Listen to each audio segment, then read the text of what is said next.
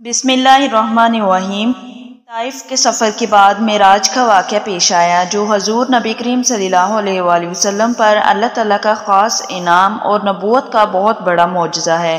یہ واقعہ اس طرح ہوا کہ حضور صلی اللہ علیہ وآلہ وسلم مکہ معظمہ میں حضرت ام ہانی رضی اللہ عنہا کے گھر رات کے وقت آرام فرما رہے تھے کہ اللہ تعالیٰ نے حضرت جبرائیل علیہ السلام اور حضرت میکائیل علیہ السلام کو آپ کے پاس بھیجا۔ وہ آپ کو مسجد الحرام لے گئے اور پھر وہاں سے براق پر سوار کر کے مسجد اقصیٰ لے گئے، جہاں تمام انبیاء علیہ السلام نے آپ صلی اللہ علیہ وآلہ وسلم کی ابتدا میں نماز ادا کی۔ اس کے بعد آپ کو ساتوں آسمانوں کی سیر کرائی گئی اور آپ اللہ تعالیٰ سے ہم کلام ہوئے۔ حضور نبی کریم صلی اللہ علیہ وآلہ وسلم بیت المقدس پہنچنے سے پہلے حضرت جبرائیل علیہ السلام کے ساتھ چلے جا رہے تھے کہ راستے میں ایک سرسبز علاقے سے گزر ہوا۔ حضرت جبرائیل علیہ السلام نے آپ سے کہا، یہاں اتر کر 2 رکعت نماز پڑھ لیجئے۔ آپ نے براق سے اتر کر 2 رکعتیں ادا کی۔ جبرائیل علیہ السلام نے پوچھا، آپ کو معلوم ہے یہ کون سا مقام ہے؟ آپ نے فرمایا نہیں۔ تب حضرت جبرائیل علیہ السلام نے کہا، یہ آپ صلی اللہ علیہ وسلم نے طیبہ یعنی مدینہ منورہ میں نماز پڑھی ہے اور یہی آپ کی ہجرت گاہ ہے، یعنی مکہ سے ہجرت کر کے آپ کو یہیں آنا ہے۔ اس کے بعد براق پھر روانہ ہوا۔ اس کا ہر قدم جہاں تک نظر جاتی تھی وہاں پڑتا تھا۔ ایک اور مقام پر حضرت جبرائیل علیہ السلام نے کہا، آپ یہاں اتر کر نماز پڑھیے۔ آپ نے وہاں بھی 2 رکعت ادا کی۔ انہوں نے بتایا آپ نے مدین میں نماز پڑھی ہے۔ اس کے بعد آپ پھر براق پر سوار ہوئے۔ ایک مقام پر حضرت جبرائیل علیہ السلام نے آپ سے کہا، اب یہاں اتر کر نماز پڑھیے۔ آپ نے 2 رکعت نماز ادا کی۔ جبرائیل علیہ السلام نے بتایا یہ بیت الحم ہے۔ بیت الحم بیت المقدس کے پاس ایک بستی ہے جہاں حضرت عیسیٰ علیہ السلام کی پیدائش ہوئی تھی۔ حضرت صلی اللہ علیہ وآلہ وسلم کے سامنے دنیا لائی گئی۔ دنیا ایک حسین اور جمیل عورت کی صورت میں دکھائی گئی۔ اس عورت نے آپ سے کہا، اے محمد میری طرف دیکھیے، میں آپ سے کچھ کہنا چاہتی ہوں۔ آپ نے اس کی طرف کوئی توجہ نہ دی اور جبرائیل علیہ السلام سے پوچھا، یہ کون ہے؟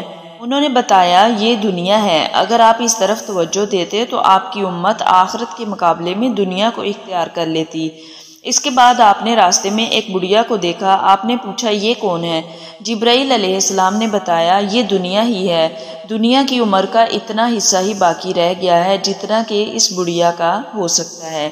آپ کو وہاں کچھ لوگ دکھائے گئے، ان کے ہونٹ اونٹوں کے ہونٹوں جیسے تھے اور ان کے ہاتھوں میں پتھروں کی طرح کے بڑے بڑے انگارے تھے، یعنی اتنے بڑے بڑے تھے کہ ایک ایک انگارے میں ان کا ہاتھ بھر گیا تھا۔ وہ لوگ انگاروں کو اپنے منہ میں ڈالتے تھے اور آپ نے یہ منظر دیکھ کر جبرائیل علیہ السلام سے پوچھا، جبرائیل یہ کون لوگ ہیں؟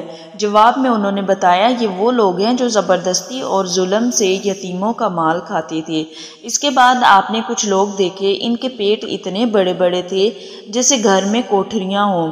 ان کے پیٹوں میں سانپ بھرے ہوئے تھے، وہ باہر سے نظر آ رہے تھے۔ آپ نے جبرائیل علیہ السلام سے پوچھا یہ کون لوگ ہیں؟ انہوں نے بتایا کہ یہ سود خور ہیں۔ پھر آپ نے ایسے لوگ دیکھے جن کے سامنے ایک طرف بہترین قسم کا گوشت تھا، دوسری طرف سڑا ہوا بدبودار گوشت تھا۔ وہ اچھا گوشت چھوڑ کر بدبودار گوشت کھا رہے تھے۔ آپ نے جبرائیل علیہ السلام سے پوچھا یہ کون لوگ ہیں؟ انہوں نے بتایا یہ وہ لوگ ہیں جن کو اللہ تعالیٰ نے پاک دامن عورتیں یعنی بیویاں دی تھیں، مگر یہ انہیں چھوڑ کر دوسری عورتوں کے پاس جاتے تھے، یا وہ ایسی عورتیں ہیں جو اپنے خاوند کو چھوڑ کر دوسرے مردوں کے پاس جاتی تھیں۔ آپ نے وہاں ایسے لوگ دیکھے جو اپنے ہی جسم سے پہلوؤں کا گوشت نوچ نوچ کر کھا رہے تھے۔ ان سے کہا جا رہا تھا یہ بھی اسی طرح کھاؤ جس طرح تم نے اپنے بھائی کا گوشت کھایا تھا۔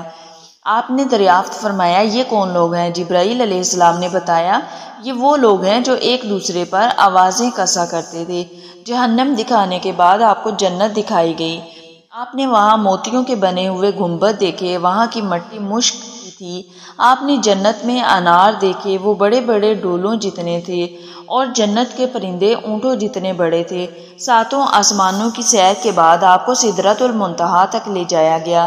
یہ بیری کا ایک درخت ہے۔ حضور اکرم صلی اللہ علیہ وآلہ وسلم نے سدرۃ المنتہا کی جڑ میں ایک چشمہ دیکھا، اس سے 2 نہریں پھوٹ رہی تھیں، ایک کا نام کوثر ہے اور دوسری کا نام رحمت۔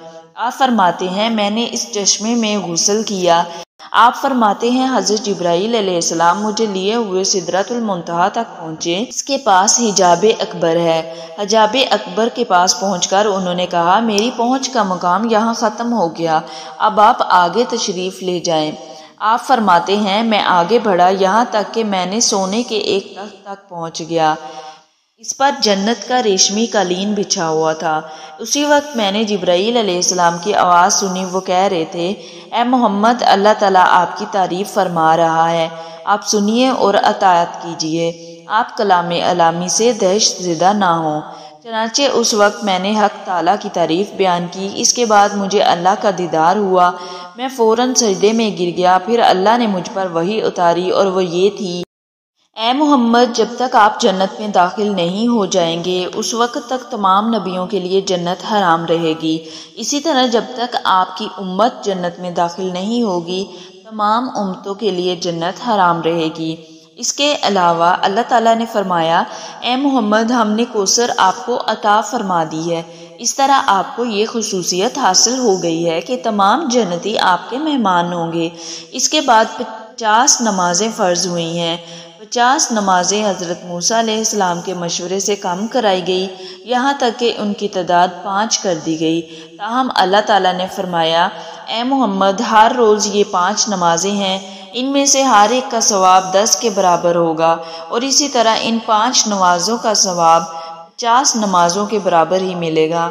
آپ کی امت میں سے جو شخص بھی نیکی کا ارادہ کرے اور پھر نہ کر سکے تو میں اس کے حق میں صرف ارادہ کرنے پر 1 نیکی لکھوں گا، اور اگر اس نے وہ نیک عمل کر بھی لیا تو اسے 10 نیکیوں کے برابر لکھوں گا، اور جو شخص کسی بدی کا ارادہ کرے اور پھر اس کو نہ کرے تو بھی اس کے لیے 1 نیکی لکھ دوں گا، اور اگر اس نے وہ بدی کر لی تو اس کے نتیجے میں 1 ہی بدی لکھوں گا۔